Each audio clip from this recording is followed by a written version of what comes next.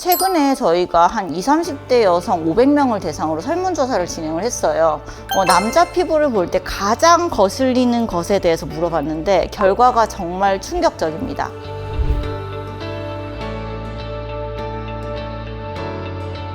안녕하세요. 피부과 박신혜 원장입니다. 오늘은 여러분들이 정말 궁금해하실 주제를 갖고 왔어요. 여성들이 꼽은 남성 피부 문제 탑 5를 의학적으로 한번 분석해 보겠습니다. 5위부터 차례대로 설명드릴게요. 5위, 잔주름과 탄력 저하.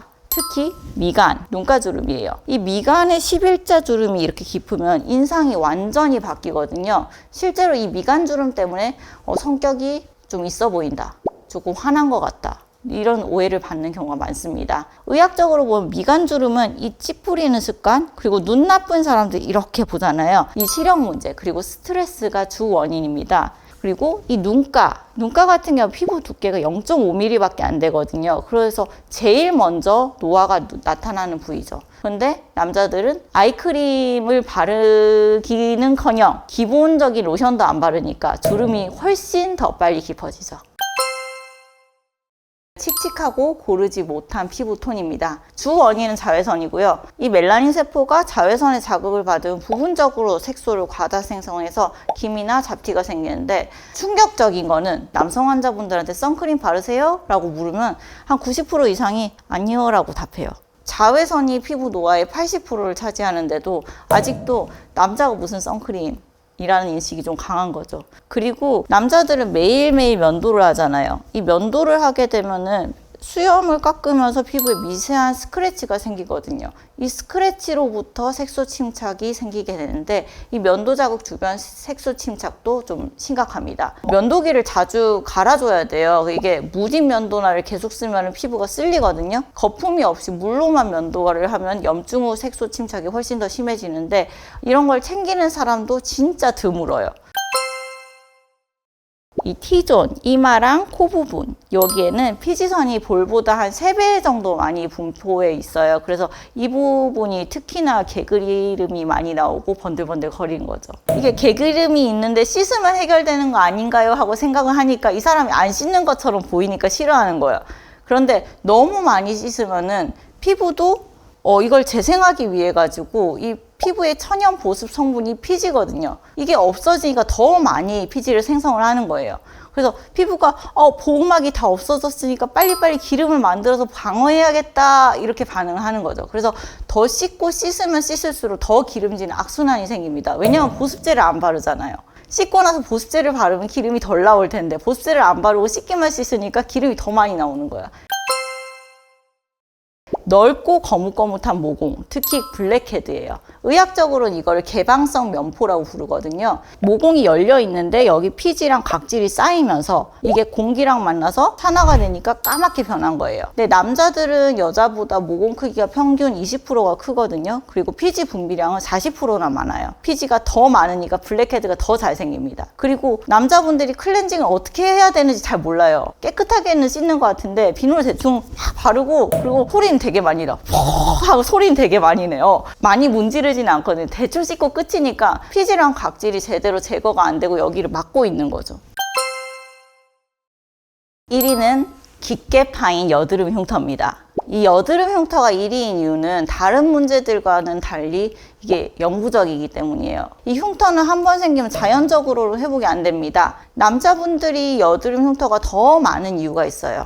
첫 번째로는 남자분들은 테스토스테론 때문에 피지 분비가 많거든요. 염증성 여드름이 더 많이 심하게 나고, 두 번째, 남자들은 여드름을 나면은 손으로 짜는 경우가 많아요. 이게 진짜 최악이에요. 그렇게 되면 세균이 더 많이 깊이 들어가고 진피층에 있는 콜라겐이 파괴가 되면서 그 자리에 섬유 조직이 차거든요. 그러면서 엄청 딱딱한 영구적인 흉터가 됩니다. 흉터도 종류가 되게 다양한데, 박스카라고 얘기하는 네모나게 이렇게 파인 흉터가 있고, 아이스픽이라고 얘기하는 송곳으로 꽉 찍은 것처럼 깊고 좁은 흉터도 있고요.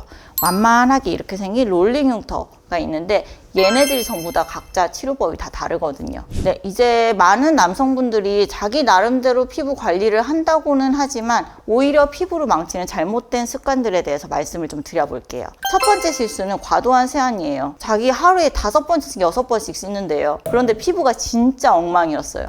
겉은 피지가 엄청 많아서 막 번들번들한데 속은 당기고 각질이 일어나고 빨갛게 혈관도 올라와 있고 전형적인 속 건조 피부였죠. 뜨거운 물로 비누 거품을 내가지고 막 3분씩 문지르고 그걸 하루에 몇 번씩 하고 이렇게 되면은 이 보호막이 완전히 날아가 버려요. 그러면 이제 피부 입장에서는 패닉 상태가 돼가지고 보호막이 다 없어졌어, 빨리 기름을 만들어서 이걸 방어를 해야겠어, 이렇게 반응을 하죠.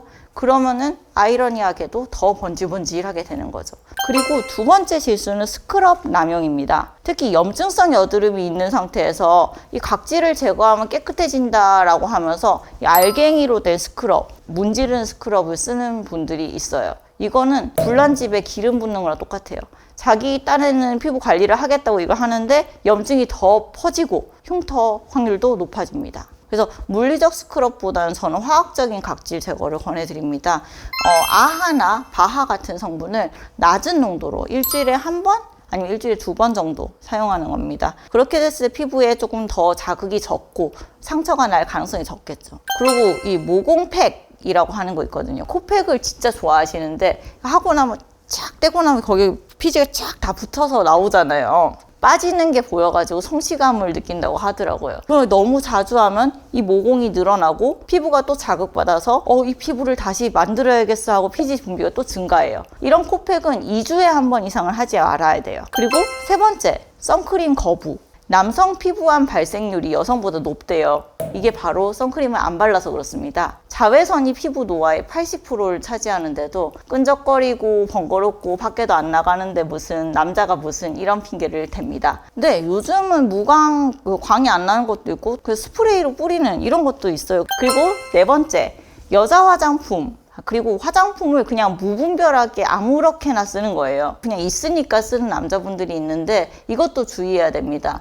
특히 남자들은 면도를 하니까 피부가 되게 예민한 상태인데 거기에 이런 걸 바르면은 피부가 빨갛게 되고 각질이 벗겨지는데 그 각질을 또 못 보고 있어. 그리고 마지막으로 진짜 많은 분들이 이렇게 많이 하시는데 화장품, 샴푸, 유통기한 무시합니다. 있으면 남아있는 한도에서 계속 써요. 화장품이나 샴푸는 개봉 후에 6개월에서 1년이 적정 사용 기간이거든요. 특히 샴푸 같은 경우에 습한 욕실에 보관하잖아요. 그러면 샴푸 안에서 세균 번식이나 곰팡이가 번식하는 경우도 있어. 그래서 오히려 피부에 해롭고 그걸로 열심히 씻으면 피부에 더 뭐가 나는 경우가 있어요. 집에 있는 화장품들 유통기한 한번 확인해 보시면 좋을 것 같습니다. 자, 이제 실질적으로 이런 문제들을 어떻게 해결할 수 있는지 알려드릴게요.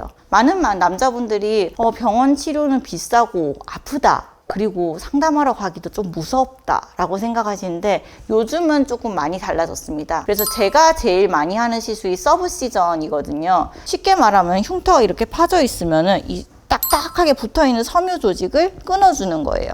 그래서 특수한 바늘로 이 흉터 아래를 살살 조금 분리해주고 그리고 여기 안에 콜라겐 부스터를 주입합니다. 그래서 주로 저는 주베룩이나 레디어스 같은 애들을 쓰는데 이게 들어가면 우리 몸이 여기 공간이 비어있네? 콜라겐 만들어서 채워야지 하고 반응하는 거예요. 보통 한 3에서 6개월 정도 치료를 하면은 흉터가 한 50에서 70% 정도 개선됩니다. 여기에 이제 포텐자 같은 니들 고주파를 추가하면 더 좋습니다. 이 엄청 얇은, 안 아픈 미세한 바늘이 피부 속으로 들어가면서 이 안에 고주파를 전달해요. 그래서 콜라겐 재생이 2배로 강력하게 자극이 되거든요.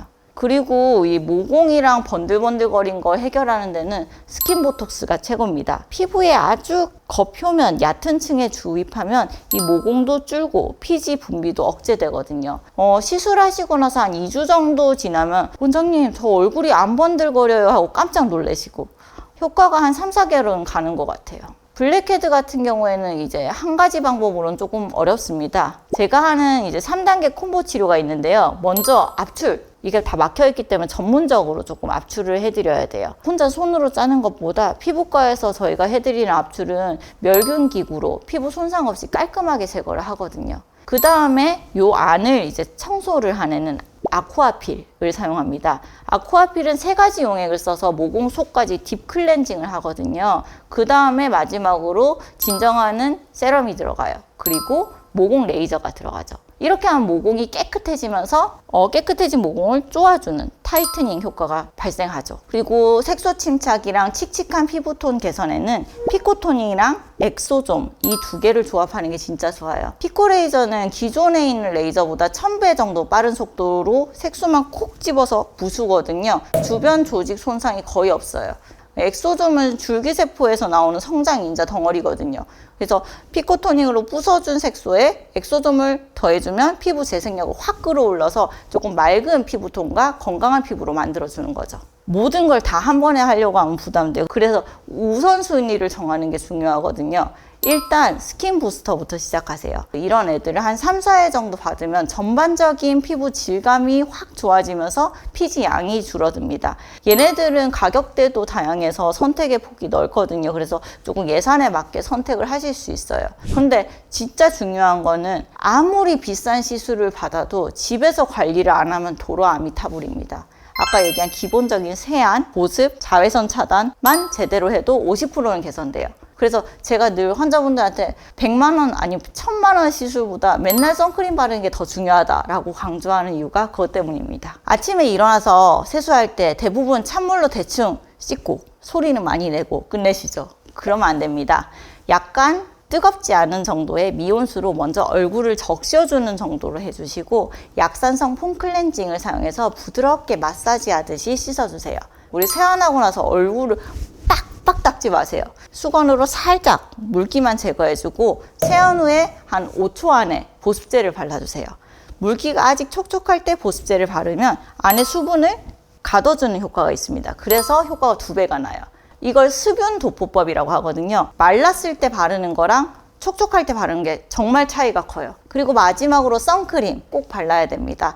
SPF 30 이상으로 얼굴 전체에 골고루, 그리고 목이랑 귀 뒤도 잊지 마시고요. 그리고 요즘은 올인원 제품도 좋아요. 그 토너, 로션, 에센스 이런 거 다 합친 거로 나와 있는 게 있거든요. 저녁 때는 더 간단해요. 하루 종일 밖에 있었잖아요. 그럼 하루 종일 쌓였던 먼지랑 피지 클렌징으로 제거하고 보습제 바르고 자면 끝. 그런데 또 생활 습관도 같이 바꿔야 돼요. 흡연하시는 분들 담배는 끊어주셔야 됩니다. 담배 한 개비가 비타민C 25mg을 파괴한대요. 하루에 한 갑 핀다. 그러면 오렌지 20개 분량이 없어지는 거예요. 그럼 재생이 될 수가 없죠. 콜라겐이 만들어질 수가 없어요.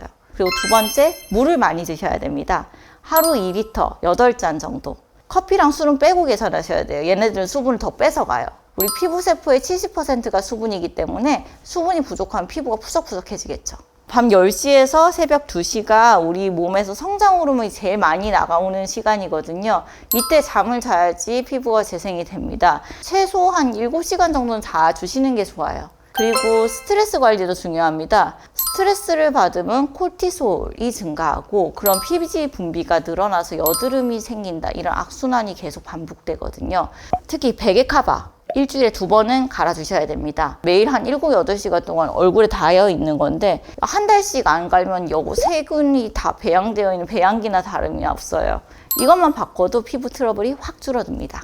오늘 진짜 많은 이야기를 했는데 핵심은 이겁니다. 피부 관리는 여자만 하는 게 아니고 사람이라면 당연히 해야 되는 기본적인 위생과 건강 관리입니다. 네, 오늘 알려드린 것 중에서 딱 하나만이라도 한번 시작을 해보세요. 특히 여드름이 염증성으로 있으신 분들은 꼭 병원에 오세요.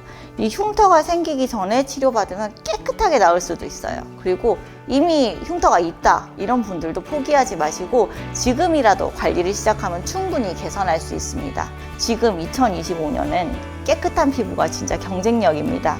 오늘 영상이 도움이 되셨다면 구독과 좋아요 부탁드리고요. 다음에도 유익한 콘텐츠로 찾아뵐게요. 감사합니다.